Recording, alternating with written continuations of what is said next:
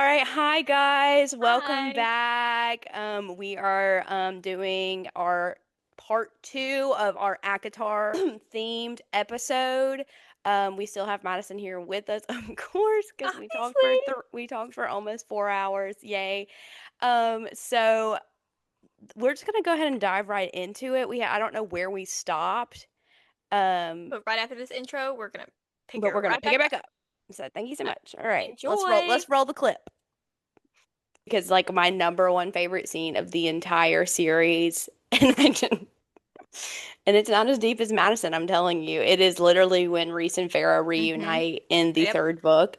It I is knew she was like, going to say it. Yep. yes, I whenever I'm feeling like, oh gosh, I just want to read ACOTAR, that is the first thing I go to because like once again they've been separated for like a significant amount of time because she's like playing spy in the spring court, and they thankfully because Rhysand is so powerful and he has like powers where he can like obliterate your mind and go into your mind, he is able to like communicate her via mind chat, Mm-hmm. but it's like fading because they're so far away from each other, so it's like very limited of how much they can like talk to each other.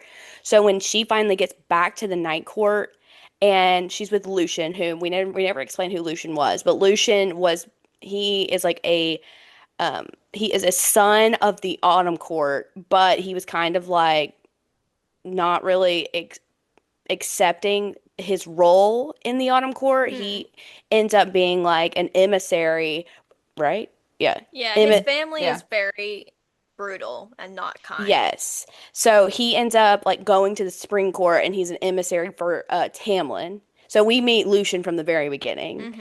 And Lucian, she brings Lucian into the Night Court, which was kind of like controversial Mm-hmm. because Valaris, if you will, is a hidden city within the Night Court. Everyone thinks the Night Court is like this brutal place where people are getting tortured and blah blah blah blah blah. But that's just the front they have. They have a secret city called Valaris, which is like everybody's happy and blah blah blah blah blah.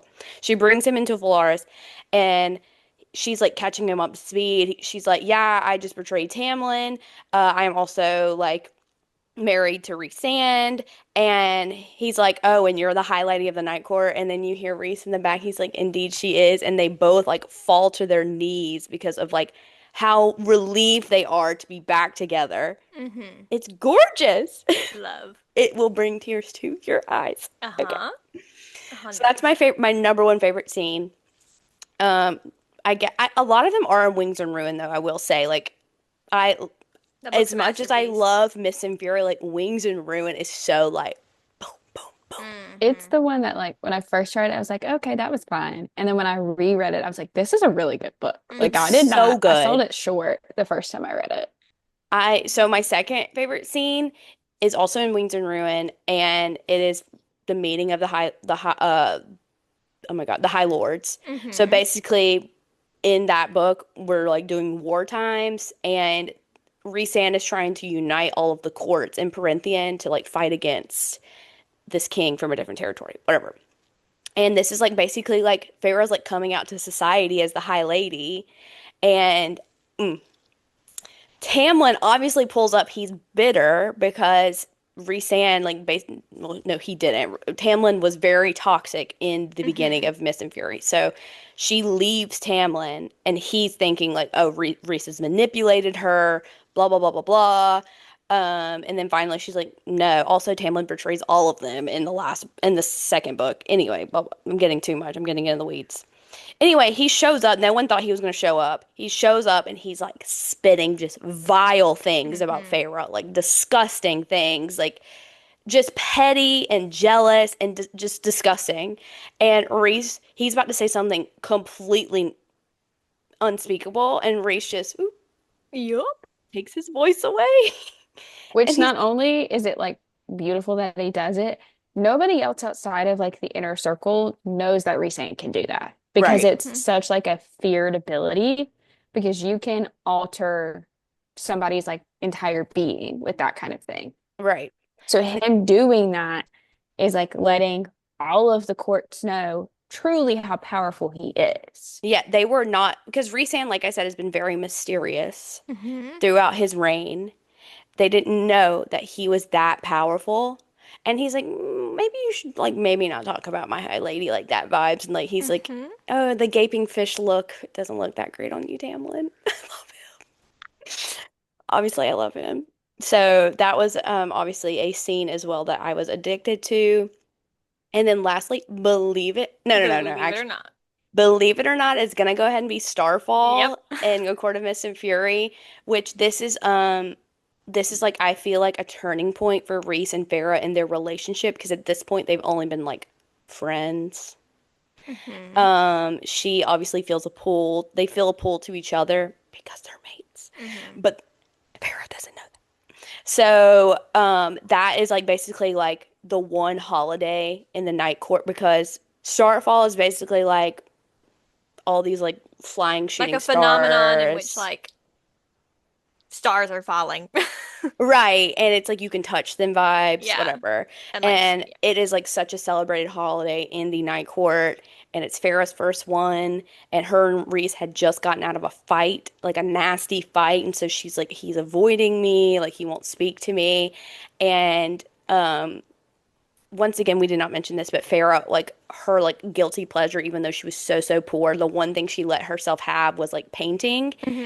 and drawing. And she, since she became so depressed in the beginning of A Court of Mist and Fury, she stopped doing art.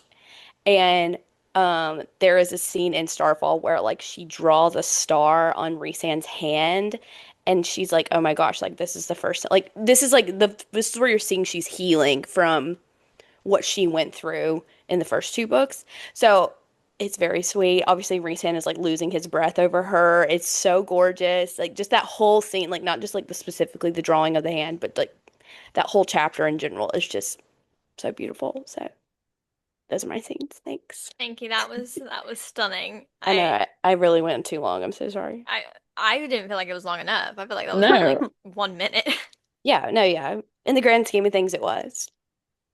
In the grand scheme of life, it was just like a flicker of a moment Yeah, and it was yeah, it definitely was just Honestly, a yeah. shooting star in the sky. So from Starfall, of course. of course. So, Like Summer, have you thought of yours? yes, I had mine. I think we might all actually have different ones, which is Wait, kind that's of That's sweet. crazy. that's honestly kind of crazy that we all have different Um, ones. I had Starfall. I had like five that I was trying to narrow down the whole time. So is that Hmm. a shock? I have no, probably not. But Starfall, I don't know. Let me start from the top, okay? Okay.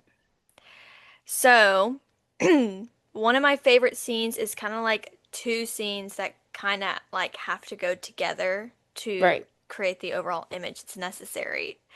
So, as Allison said, one of Feyre's like favorite hobbies, like it was more than a hobby, it was just like something that like spoke to her soul, essentially was painting. So she did that a lot in the cabin that she lived in the human world, whenever she could afford to buy paint, which was rare. And she has a dresser, obviously. Oh my God, the dresser. I didn't think about the dresser. Every Oh my time I God, think of the dresser, I cry. I'm Go ahead. sweating like just thinking about it. It's a sticker on my Kindle. If you've read ACOTAR, I'm Me sure too you as know. well. Yeah, me, yeah. And the dresser has three drawers. Yeah, that's significant. I'm going into the details of the furniture. No, it makes sense. And she painted something different on each drawer, and each of her, so like Madison said, there's three sisters. So Feyre has two sisters, and she's the youngest. So her other two sisters had distinct enough personalities where she kind of knew exactly what she wanted to paint for them. Um, and when she got to her drawer, she didn't really know what to paint, and for some reason she felt like she wanted to paint the night The night sky. And at one point, my memory might be a little foggy because I haven't had the opportunity to reread it quite yet. But at one point, when Rhysand and others, part of the inner circle, they go back to the human world for reasons that are necessary to the plot. He like kind of notices the dresser, kind of asks about it a little bit, like asking like what drew her to paint the night sky, and she just is kind of like not really sure. So yeah, we're gonna go ahead and fast forward to chapter 54, Yeah. where Rhysand explains a lot, but one of the plot points he explains is whenever he was Also, I don't think we mentioned Amarantha like not one time, so that's Well, sweet. I kind of like mentioned, I didn't say her name, but I was like, Yeah, she's the villain. Anyway. yeah. In the first book, yeah, she's the overarching villain in how do you say it? And Rhysand is her captive. So he talks about when he was there dreaming about a human girl. Um, and at one, I'm so briefly summarizing, so I'm trying Mhm. not to go on and on. But at one point, he had sent her an image of Valaris, his home, because yeah, It was the one thing that made him happy. yeah, Mhm. and he wanted Feyre to be happy. He could sense that she was not so happy in her desolation. So yeah, like obviously that one is a Yeah. little And emotional. that's also And kind of then just like another hint that like mates are like destined to, even when she had never been even exposed to the fairy world, she was destined to be with Rhysand. And did we also mention that her birthday is on the longest night of the year? yeah, So, yeah, and he sent her yeah. over to the night court, so thanks. Okay, anyway. As I'm going through my top memories, I am realizing that every single one of them are Rhysand and Feyre's. Yeah, what else? Like, duh. I also had in my mind the scene where Azriel and Cassian come and like save Feyre from Lucian's brothers and stuff. So that is an honorable mention. I would say that. We've already Yeah. explained the lore on that. That was one of the ones that was like throwing back and forth in my brain, but I'm just gonna have to do all Rhysand and Feyre. Those are the ones that were just Yeah. really sticking out. So another one of my favorite scenes is again chapter 54. I'm sorry, but very, very, very specifically at the end where like Rhysand has recapped basically he's filled the gaps in all the areas of the plot that like we've been revelations have come up throughout this whole chapter. Yes, right. But the overarching point of him saying sharing that is like I love you like with my whole entire heart and soul and like I need you like I need air. Right. And he was just so worried that Feyre couldn't love Yeah, no, it's sickening. that Feyre couldn't, not wouldn't, but couldn't love him back because just of The persona that he had to yeah, put on so that he could save and protect his people. right.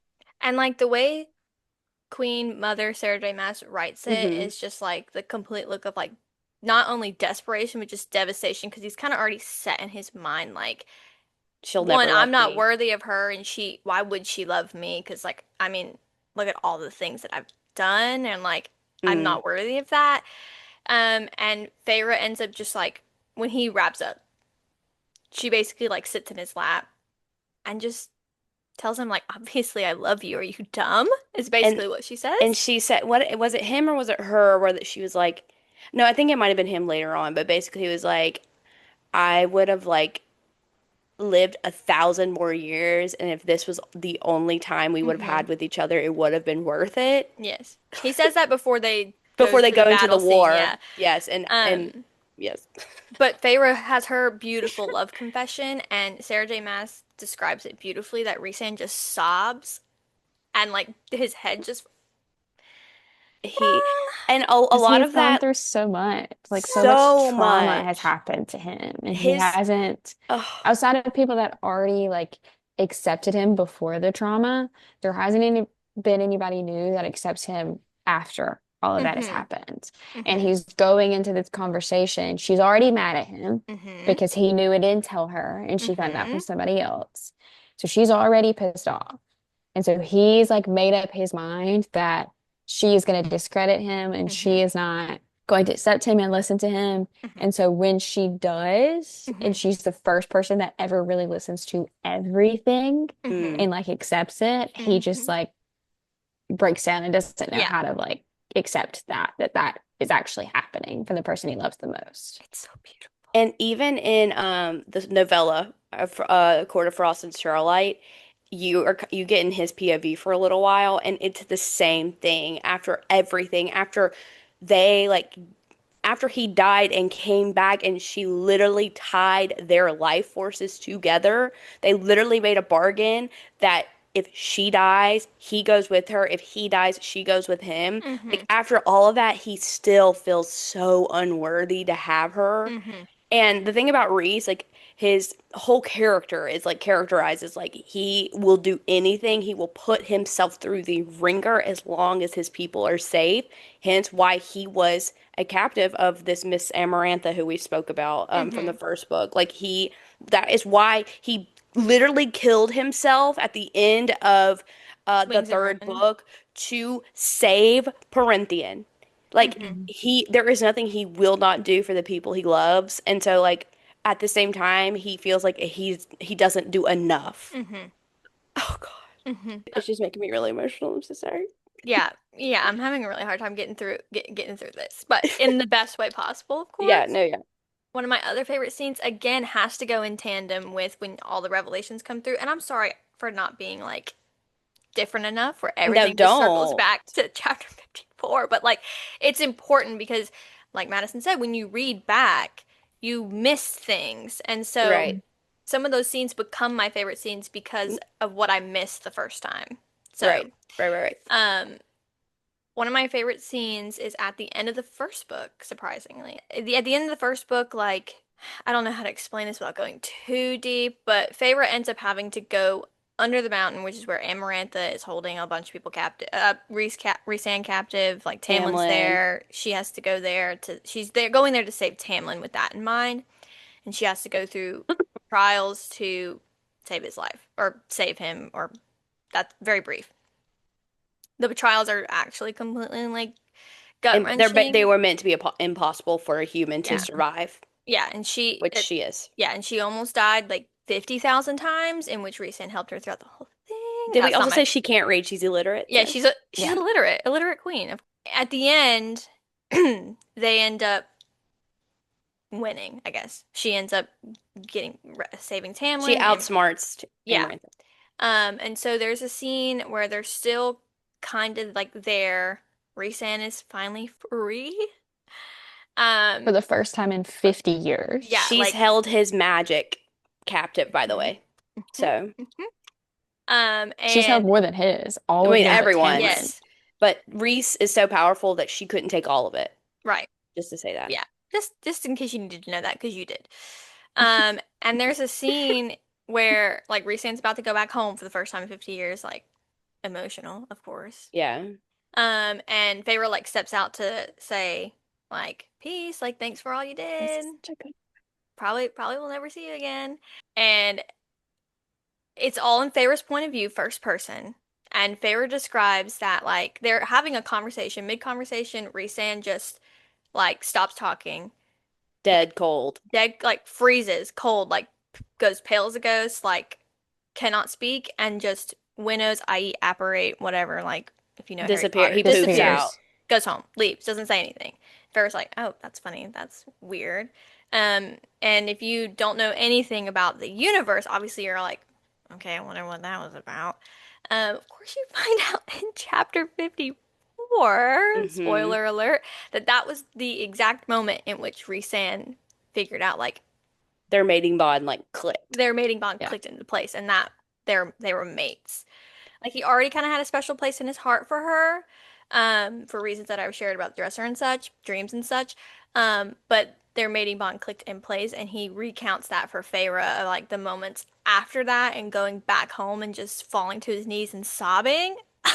And he saw his cousin for the first time in 50 years, and the only thing he could say was, She's "She's my my mate. like, She's shut my up. mate." Full Yep. body And And it's not chills. guaranteed that Fae get mates. Like it's Right. not yeah, it's like it's it's a rare thing. it's Yes. very different than like werewolf. Like I love a werewolf book. Mm-hmm. One of my Obviously. fave. Love werewolf everything, especially on Wattpad. That's where it like started. Right. Um, but in werewolf stuff, it's like you have to be with your mate and everybody gets a mate. Whether Mm-hmm. you like whatever it is, it happens. Mm-hmm. Whereas in Sarah J. Maas land, not everybody gets a mate. Not everybody finds their mate. Not everybody Mm-hmm. likes their mate. Right. It doesn't always work out. So the fact that he was already having connections with a human, which nobody even knew a human could potentially be a mate, Mm-hmm. Hmm. and then that was already the formings of their connection. And then when she's no longer human, that's when it like clicks into place. And in Yeah. Prythian, it doesn't always happen like the first time you meet somebody like it would in a werewolf, where it just like it's instantly, it kind of happens gradually over time. Mm-hmm. And it has to Mm-hmm. be something that's always there. But if you're not paying attention and you're not like realizing that that connection is there, you may Hmm. never know that that's your mate because you're Right. not actualizing it in your head. Right. And we So didn't there's, mention like when Farah dies at the end of the first book, they bring her back and she is no longer human, she is She's a Fae. Fae now. Yeah. And So that heightened the senses that snapped their mating bond yes. into place. it And was what's that, and yeah. then him getting his full magic back all at the same time that kind of Right. clicked it into place. Right. And what's really sweet is like obviously in at this time, Rhysand knew that Feyre and Tamlin were together and that she loved him and that they loved each other and like she wanted to be Hmm. with him. And of course, the king that he is was like, I'll let her I, be I happy. mean, I want her to be. That's all I want. That's Mhm. literally all I want in my life is for her to be happy. So I'll like literally not bother her unless she asks for me. Well, the thing is, when they were under the mountain, they did make a bargain, which a bargain is like a magical bound. Like if you do not Like you do, don't do that unless you want to be it's bound like a by It like her. serious, you're going to permanently die, Yeah. it basically, if you tattoos don't the do it. bargain on your body. It's so Right. Right. serious. Like it Yeah. until the bargain is fulfilled, it is tattooed on your body Hmm. So of she what had it made a is. bargain with Reese at in the first book. Like she was dying, and he's like, "I'll heal you, but you have to come visit me in the Night Court when this is over." Hmm. He said like what, like every month or something, She has to Yeah. but spend a week there every month. a week Yeah. there every month. But when she came back, he never called for her. Right. But when Tamlin started acting so uber overprotective that like he wouldn't let her do a single Like thing, he was being mentally abusive, yeah, essentially. Reese could sense through the mating bond and their bargain bond that she was like going through it, and he was like, there's if there's one thing I can do, like I have to do it. So he Hmm. like called on her the day of their wedding, might I Because she add. like in her head, she's like screaming for somebody to help her Hmm. because she doesn't Yes. want to marry him anymore. She's like, I can't get out of this. Somebody help me. And so Hmm. he shows up and he sees that she is like incredibly thin. She is pale. She's not doing well. No. Hmm. Physically, you can see she's not doing well. Hmm. So he calls in the bargain and takes her away for a week. Hmm. And he teaches her how to read, he teaches her how to write, he feeds her, he clothes her, he He gives shows her a her that there's space. other options than what she's living in. Sorry, just a memory came up of another scene that just like really got me. I don't know why I had such a visceral reaction to No, it. well, it's so understandable, I'm so sorry. Summer. Please continue. I'm so sorry. Unless you want me to share the scene, of course. No, please share the scene. So one reoccurring theme between both Rhysand and Feyre is they have a lot of trauma and they have a lot of nightmares about that trauma. Oh God. And we've talked about that we love a good nightmare scene. Yeah, we And do. so when they were like, there was not, other than obviously Rhysand knew that they were mates, but I wouldn't say there was really any shred of romance between them at this time. At one point when she was in the night court, she was throwing up a lot because of her trauma and her PTSD. And which is why she was so thin. And there's this scene where Rhysand is just sitting on the floor in the bathroom with her, and they're just kind of like sharing a very special moment, I guess. And then of course Rhysand has a nightmare scene as As as well. well. I think so. That is just beautiful and lovely and all things. Yay. She really made you hate Tamlin so Yeah. much. Yeah. Especially in that book, he ends up like betraying them in the end. He's the reason Vera's sisters were turned Fae, and it was like Against their will. against their Hmm. will. It was like very traumatic. Like you don't really love Tamlin by the end of this series, but then in Silver Flames, which is the book about Nessa, if you're keeping track, you see that like his whole entire court has like basically left him. He's in his beast form. Like he will not come out of his beast form. Like it's actually really Yeah. sad. And we didn't mention this, obviously, because there's so much to mention, but Tamlin's dad murdered Reese's sister Mother and and sister, mother. yeah. There's And lots of beef between them before Feyre is yes, ever involved in the yes, picture. there's a lot of like animosity there, and here's just another testament to Reese's character. He can't, the reason that his sister and mother are dead is because of Tamlin. Like not Mm-hmm. because oh Tamlin's father. No, it was like Tamlin's fault Mm-hmm. that this happened. So he has like every right to like never speak to him, never care about him, but because he meant something to Farah at one point, he does make it like a priority to like check on him even though he hates him. Mm-hmm. He checks on Tamlin, he makes sure that he's not like wasting away, and he like it's like tough love situation. He's like trying to like not like because like Tamlin's not gonna respond to Reese being nice. Mm-hmm. He's never gonna trust Reese. Right. Anyways, I just like wanted to throw that in there. He's just the greatest man Necessary. that ever Yeah. existed. So, sorry, that was so Uh, much. we need to go through our Holy Trinity of ACOTAR characters and our Mm, theories. Yeah, so Holy Trinity, your top three characters. okay. I think first I do love Nesta, if you weren't aware Yeah, duh. by Duh. everything. Um, I think she's very complex as a character, which I appreciate because not that Farah isn't, but I do think sometimes Farah is very face value about some things. Yeah, Whereas like I want her to like dive deeper into it and she doesn't.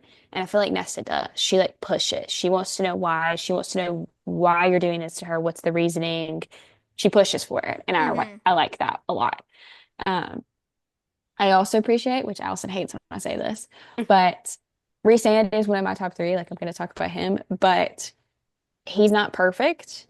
And I appreciate that Nesta knows that Yeah. Yeah. and is very much like going to question him. Because sometimes I think his inner circle doesn't question him enough right, into making sure that yes, he's thinking about his people, but we need to think about everybody else too sometimes. And I think sometimes he forgets that.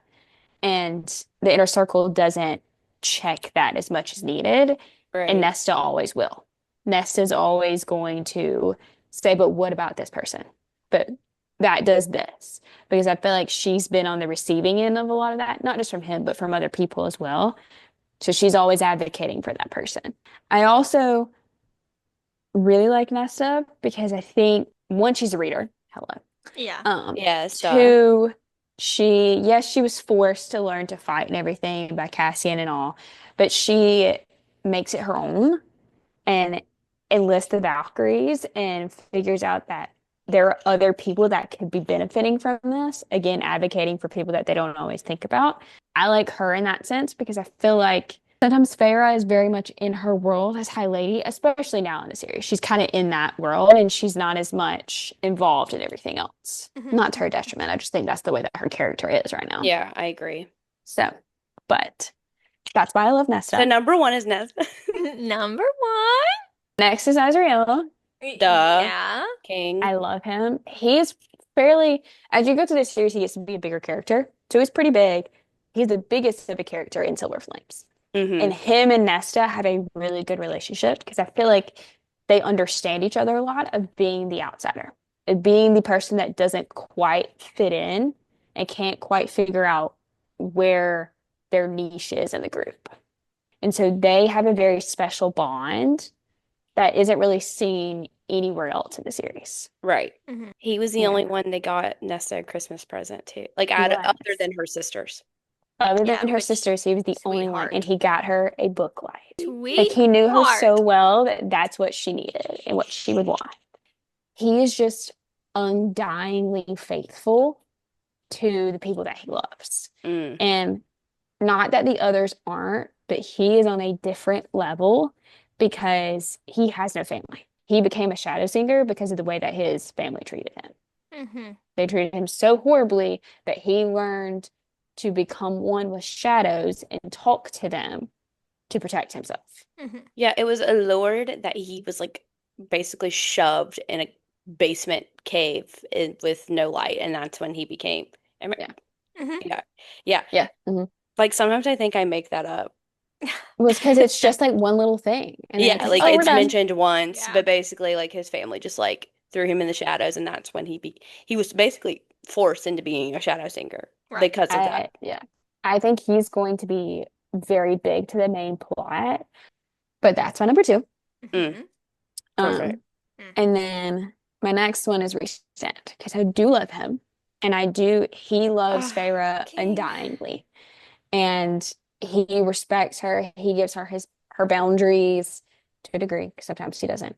Um, but he loves her and he loves his people and he will do whatever for his people.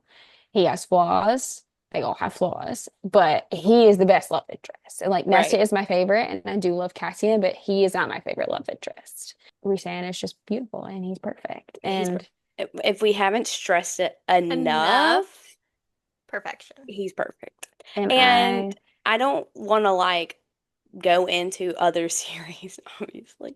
Oh, But I mm-hmm. will go ahead and say this is my second mention, by the way.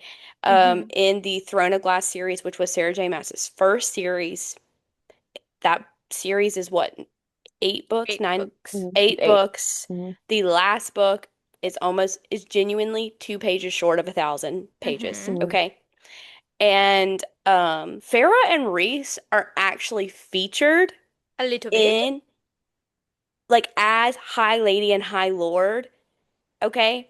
So she has been planning, once again talking about Sarah J. Maas, she has been planning their union and their like power to the world from her very first From the series, dawn of time. from the dawn of time. So if that doesn't stress enough of just like how important Farah and Reese are to the overarching plot of whatever Sarah J. Maas is cooking up, like they were together before they were ever written.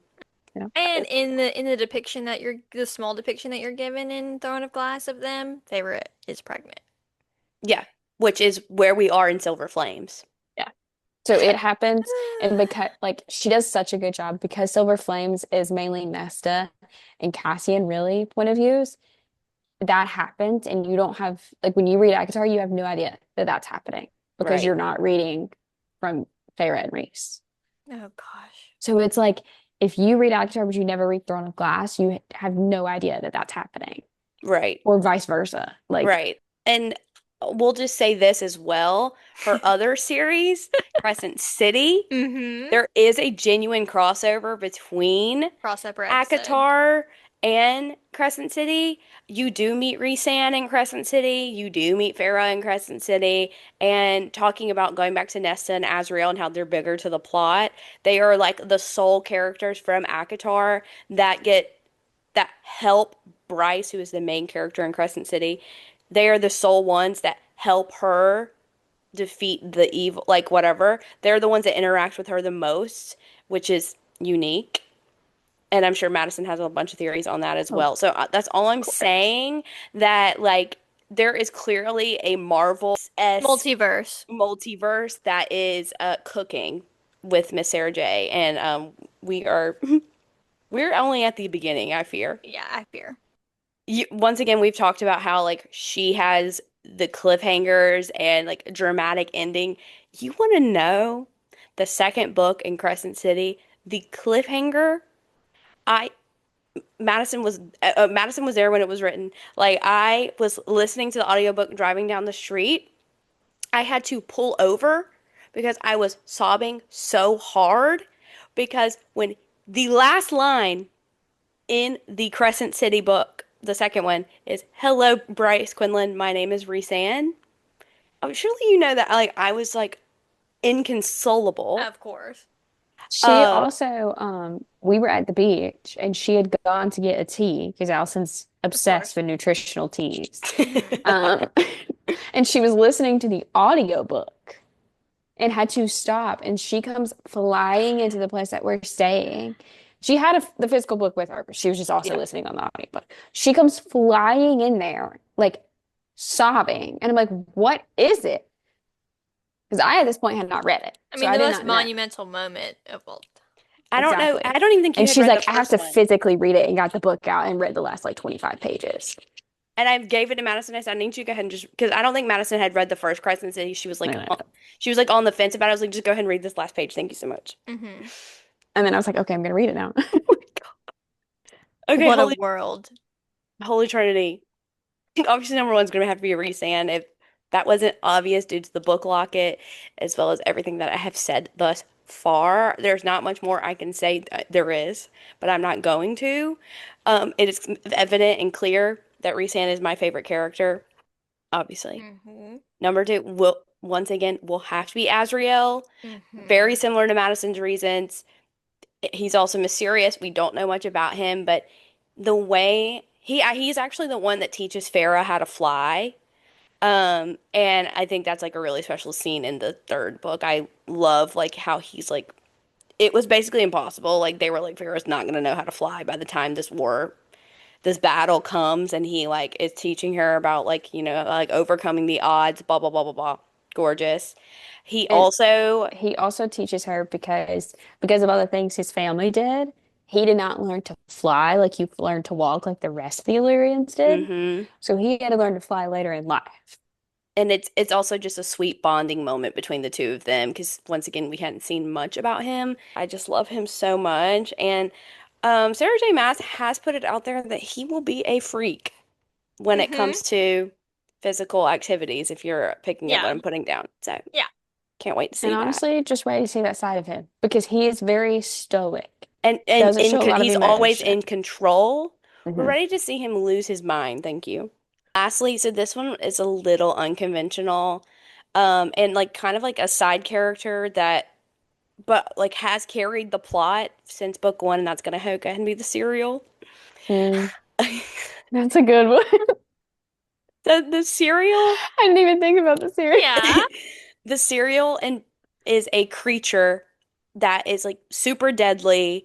Like everyone's kind of afraid of the cereal, but if you catch the cereal, you ask it a question and it like can tell you whatever you're seeking.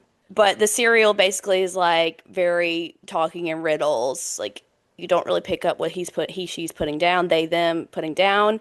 So anyway, and it's like so hard to, once again, it's hard to catch the cereal. So the fact that human Farah was able to do it was like already a feat. In Mist and Fury, she does it again. And that is how she finds out that Rhysand is her mate through the Mm-hmm. cereal. The cereal like was like, if you wish to save your mate's life, like so nonchalantly, and Pharaoh's like, what did you just say? Like she spilled the beans. Sure did. And then in the last book, the cereal comes back again and literally sacrifices itself for Farah to live. Anyway, I just love the cereal. Honestly, that he stirs the pot at Mm-hmm. all turns. Gossip Queen. Gossip, okay? The tea company, if you will. Like, anyway, I just love the cereal. Okay, moving on. Summer? Mine are just quick and easy. Like I could seriously, truly, truly go on and on. Of course, we've all mentioned, of course, Rhysand and Azriel, one and two. That was Duh. automatic spots. And we're gonna go ahead and put Favor at three. And I don't know that I need to go ahead and explain the details on that. Like I feel like I've spent a lot of time on those characters specifically, but they have a special Right, place in my heart. right. Thank you for coming to my TED Okay, Talk. perfect. That was quick and easy. Thank you, Yeah, Summer. so sorry. Yeah. Okay, now this is the best part. We're going to talk Idiot theories. theories.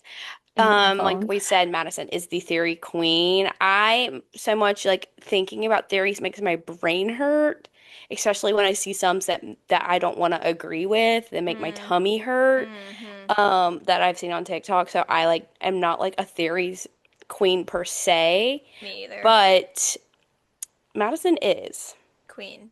Yeah. I like when I reread everything in 2023, it was in anticipation for the third Crescent City book Right. because we knew there was going to be a crossover between ACOTAR and Crescent City. And there was alluded to maybe Throne of Glass could be in there, but she never confirmed or denied. So I was like, well, I've been debating on reading Throne of Glass the whole time. I was like, I'm going to start there. I'm going to read all of those, and then I'm going to reread ACOTAR, and then I'll reread Crescent City to butt up right to when the next one comes out. Right. So I reread ACOTAR and I read Throne of Glass Mm-hmm. with the intention of looking for theories and looking for connections. Love. And there's a lot of theories that people do online. I'm like, you're just saying things For to get attention. people to watch your video. Like this has no basis. It can't happen. Like you're just saying stuff. Right. It Right. doesn't have anything. Mine are all like I Legit. tried to make it where I'm like, okay, well, I could see where this could happen because of this. Or I'm like, Right, no, I right, don't think that right. could happen because of that, you know? Mm-hmm. So we briefly mentioned Moore, who is Rhysand's cousin, and they are cousins in the way the Night Court works is that Rhysand is the family of the High Lords. So whoever like his son will be the next High Lord. He's a High Lord. His dad was the High Lord. That's how their line goes. But they also have what's considered kind of royalty in the Night Court, and they live under the mountain. And that is the front that everybody else sees as the Night Court. And Rhysand Hmm. goes there if there's any like official meetings or whatever. But he, the royalty kind of runs the city. He doesn't really get involved much. So It's called the Court more, of Nightmares, if that gives you yeah, like a an idea of how horrid it is. Thank you. yeah. So Moore is the daughter of the royalty. So she will one day be that. And so her and Rhysand are really close. She's kind of very elusive. We don't know a lot about her. Her power has just been described as the power of truth, but that's never been like demonstrated or explained. She's also very kind of randomly gone for like important things out of nowhere. And it's not always like Rhysand has sent her. She's just kind of not there. My theory on Moore is that she is like involved in morally gray things. I don't necessarily think she's evil, but I think she's doing questionable things for maybe questionable reasons. Mm. Yeah, Whether that's going to 100%. hurt or help, I don't know. But I Oh, think we're going to find out some things. for sure. My reasoning for that, there's been a long-standing thing that Azriel has been in love with Moore. I think that was a front, that he was never in love with her in that way, and that Right. he's always been suspicious of her and her intentions. I mean, he's a spy master. Yeah, 100%. He Yeah. wouldn't know that somebody's not in love with him and like Right. doesn't reciprocate those feelings. Mm-hmm. I feel like there's more to that. Yeah, It that's seems too not, simplistic. it also Yeah. His feels like character. not compatible with like Azriel's character thus far. Like, Right. oh, he's clueless. Yeah. Like, no, that didn't, See, he's never clueless. being clueless, that would be Cassian. Like if Right. Mm-hmm. Cassian had that for her, I would believe it all day long. Right. But that doesn't fit Azriel. Something else important to note is like Moore likes women. Mhm. That is something that's kind of like a secret that she has, but that is revealed to you. And so falling into the theme of not Rhysand, oops, he's just always on my mind. Right. Azriel being like a spy master and pining after somebody who would not be into him simply because she's not into men also doesn't seem plausible for his character. Right. But that's my theory on Moore. Love. So the next thing that I have is that Elain is evil. This is Yes. a Yes. big thing. Mm-hmm. Elain is the middle sister. So she's older than Feyre, younger than Nesta. But she is just too quiet. And like Azriel, he avoids people because he doesn't like people. But Elain likes people. Mm-hmm. Everything you learn about Elain prior to Silver Flames, she loves people. She loves to be around people. She was the one that wanted the party. She was the one that wanted to talk and do. And like she had a And get boyfriend. She was married. engaged. Like he likes people. She likes to be involved in the center of attention. Mm-hmm. So for her to switch on the head, and I got it for the first a little bit because, different world, different body, different everything. I understood it for Wings and Ruin. But then I was like, okay, Nesta has acclimated to this in her version of acclimating by the end of this book. Mm-hmm. Elaine hasn't even tried. Right. She hasn't even tried to like find a friend, figure out how to just function in this new Right. body that she has. Nothing. She's not trying to do anything. And I think her doing the garden in Silver Flames is fake. Mm-hmm. I think she's putting on a front of something because she knows that's what they want to see. Right. Mm-hmm. And they want her to underestimate her. Yeah. Ignoring her mating bond with Lucian, because I don't know if we can talk about that, but they're also mates. Mm-hmm. They have not accepted it nor denied it. They're just kind of in like a loophole waiting period situation. Right. But Elaine hasn't even given him the time of day. Like she's never even met him. She doesn't really know anything about him. She doesn't know him at all. And she's just kind of written him off and decided that she likes Azriel better. Mm-hmm. I think she's picking Azriel, hoping that he's the weak link and that Mm-hmm. Mm. he's the person that's going to give her what she needs for Mm-hmm. whoever she's working with. He do be kind of folding for her too. He Yeah, does. right. He, like, to me, he's pining for Elaine, but he never pined for more. And people also think that her mating bond with Lucian is fake Yeah. because we have been introduced to fake mates in the past, and that Tamlin might be her real mate. Um, because like yes, like maybe her gardening is like a front, as Madison's saying, but she also like did that before she was Fae. Yeah. So I like think she's always, yeah. and there's a reason that her on the dresser, her Mm-hmm. dresser drawer was painted as flowers. Like something she is like clearly, and they if she's not hasn't been very subtle, being like Elaine did, like would be so great in the spring Mhm. court, It's Right. been like said more than once. more than one, like almost beating a dead horse too much in Yeah. Silver Yeah. Flames. Like clearly something is going on Yeah. between her and the spring court. And something I significant like, of like note is that well, I've already mentioned like what was painted, like are the each of the drawers like represented a sister, but like they also like inadvertently represented like their future. So Feyre's was mhm. like Valaris, Nesta's was like fire, There's which flames. Yeah. flames like she ends up having like that power. And so we don't really, and then Elaine's is flowers. So some people say it's because she likes to garden, but like that doesn't fit with the theme of kind of Their future. representing where they go, Yeah. like where their path might lead. So that's also a good piece to add into the Yes, theory to of note she that. belongs into the spring court. And there's a And lot of theories about Elaine just because she's probably going to be the next book. okay. My next one's about Reese. Oh, We yay. talked about that he would do anything for his people. He has done anything for his people.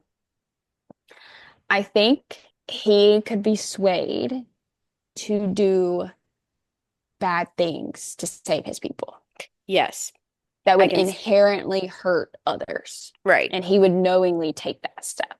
I'm aligned a little bit, I think. Like I just like based on like this is like has nothing to do with his people per se, but he Mhm. did keep it to himself that like Pharaoh was potentially going to die if she has their baby. And he was like exhausting every option before he even tried to tell her. And then it ended up coming out anyway, but not because he told her. So I can see where he could like keep secrets and maybe do something that like necessarily wouldn't be great, Mm-hmm. but like Mm-hmm. he comes from a good place. Yeah. I can definitely see that. And that's a lot of reasons why people don't like Rhysand in the like now. But then there's like the are you Ness or are you a Reese fan, whatever, because like he did not tell Farah that she was dying, basically. Yeah. Right. Um, he also just like couldn't stomach it. Like God forbid. Like leave him alone. Like, I ugh. think it's, especially now that he's a dad, if something were to happen to Nyx, like I feel like he would kind of lose all of his humanity almost Hmm. and make whatever deal, do whatever action it would be to save him. It's Mm-hmm. also really, we never said this, but it's very rare for Faye to have children. So the fact that Farah did have a baby So soon. is, yeah, so soon, like it definitely is Unheard a of. spectacle Mm-hmm. for enemies and such. So So the next thing I have is about their mom. So whose mom? Archer and the sisters. Oh, okay. The So sisters. Oh, one okay. thing about Nesta, Feyre, and Elaine is that in the first book, when you first meet them, their mom has died. They have lost all of their fortune. They are dirt poor. And their dad can't work because he's got a messed up leg. And we only get little glimpses about their mom. They don't give her a name. They don't describe what she looked like. They don't tell us what she did. Nothing. The most we get about their mom is really from Nesta because she was the oldest and she was their mom's favorite. Hmm. And when they had all of their money and they were of high standing, their mother put her in dance lessons, etiquette classes, everything essentially to make Nesta be a princess and be a queen and to Right. train her to be ready for that. And so you learn the most about her from that. But you learn the bad things. You learn that she was really hard on her and she didn't really show affection and she didn't really love her. But then you also learn that she loved Elaine, but she kind of dressed her up as a doll. Like she used her Mm-hmm. doll to play with and to do pretty things and all this kind of stuff. And Elaine was kind of her dad's favorite. That was kind of how that worked. And then there was Feyre. It was no And one's favorite. yeah. And Feyre's illiterate because they had lost all their fortune, so they couldn't afford to send her to school. That's why she can't read. So I think there are lots of things that point to their mom being connected to Faye in some way. Right. Mhm. The first one happens in the first book. So Faye can do these things called glamour, where they essentially go into your mind and change your memory to be whatever they want it to be. Mhm. So when Tamlin takes Feyre because of all this stuff, he kidnaps her to take her away, whatever, in the first book. He goes back and he glamours her two sisters and her dad's memory to forget that that ever happened. Well, it doesn't work on Nesta. Mhm. Nesta hires a hunter to take her to the wall that separates the human world from the Fae to go find Feyre. It doesn't work. She remembers everything. Why else wouldn't that work? Right. Nesta's never had any encounter with Fae. She doesn't know what a glamour is. She doesn't know how to outsmart it. So it starts to beg the question of, do they all share the same mom? Do they all share the same dad? Does Nesta have one that's different than the other sisters do? Right. Like it starts to question, where do they really come from? And the fact that like there's a scene in Silver Flames where she like they keep saying like you have to get Nesta to dance. Like if people will be entranced by her, if they it's almost as if like she had this like allure to her that's Right. unnatural. Yeah. Yeah. Like the It like fact that she dances one time with Lucian's brother and he's like he goes to Rhysand and he's like I will do whatever you want. I have to have her as my wife. Mhm. One dance. Yep. One. Mhm. That's things that have begged my mind there. And then the next thing is Allison mentioned that Crescent City and ACOTAR cross over in the third Crescent City book. And Cassian and Nesta make a bargain in Silver Flames. Something about that she'll train for so long and do whatever. Um, and if she does it, she gets one time where if she ever wants to be left alone, for him to leave her alone, he will do so for a full 24 hours and cannot question why, he can't do anything. That's the bargain. Right. So we mentioned that when you make a bargain, you get a tattoo. Their bargain shows up as a star symbol on their chest. And bargains kind of take their own form. The tattoos take their own form. Like the one Feyre and Rhys have looks like shadows and stuff like his magic does, an eye on her hand because he's kind of always watching type deal. Mm-hmm. So then it starts to be like, okay, well, why is Nesta and Cassian like a star? Like, why is that? There's been nothing between them that should be a star. Right. Well, then you read Crescent City, and Bryce, her power is through a star on her chest. Mm-hmm. Yeah, that's The good. same star that was Nesta's bargain. Mm. And so Mm. when Nesta and Bryce meet, Nesta starts to realize that they are the same. And at the end of Crescent City, Bryce gives back some things that Nesta let her borrow. And she tells her, you need to go figure out why that was a star on your chest. Mm-hmm. Because there's more to it than it just being a bargain. I like that one. When it Like- gets revealed, like when this is all over, which I don't want to think about the day, No. but like when this is all over, like I feel like this is going to be like groundbreaking. I can't even think, like I don't even think my brain can come up with what's going to happen next. You know what I mean? Like it's going to be something we've never seen before. So the next one is that Gwyn and Azriel are mates. Love. Yes, And duh. it's not Elain. And my reasons and proof are that when Elain and Azriel are together, his shadows hide. Next thing about the shadows is in Silver flames, there's a bonus chapter Mm-hmm. where Gwyn, who was one of the priestesses that agreed to train to be a Valkyrie with Nesta. And Mm-hmm. so Cassian and Azriel have been like interchangeably training them for months. Also, Azriel did save her life. And so Gwyn is up there late at night, like practicing. And Azriel went out there because he couldn't sleep. But he goes up there and there's Gwyn. And he's like, normally I'd turn around, but I'm kind of intrigued. So he goes Mm-hmm. up to her and he talks to her. And his shadows are literally described as like reaching out to her. And they're Mm-hmm. like trying to get to her and like understand her. And it's cold, so you can see her breath, and there's like fog. And at one point, one of the shadows literally reaches out and like intertwines with the fog from her breath. Oh my God. Yeah. And I'm They're like, you literally mean to tell me? Yeah. they're meant to be. I Anyway, question the other parts of the world. Like, we only know this Prythian. specific land. What about everywhere else?